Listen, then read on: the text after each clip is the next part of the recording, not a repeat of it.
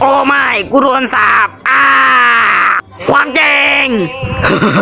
สุกปรกจริงเลยโอเคนายข้าวเหนียวหมูปิ้งมาแล้วเอ้ยนายเล่นมุกตลกกับกูหน่อยไหม โอ้ปากไม่ต้องเล่นลอยควายฮะเป็นไงบ้างไหลหนูทุเรศ ใครคือสุดยอดพระเจ้า ไอ้ลูกเฮียไอ้คุยหมา ปฏิยุปปฏิยุปแล้วก็อะไรอีกวะอ๋อไอฮอนกูยังไม่ตายแต่ขากูเละเป็นขี้เลยอินเซดาไงล่ะอีกา ส่งเงินมาใส่แกกูจะไปดูดยา พูดมากว่ะ นนทกรู้สึกถูกปลุกแล้วนนทกหืน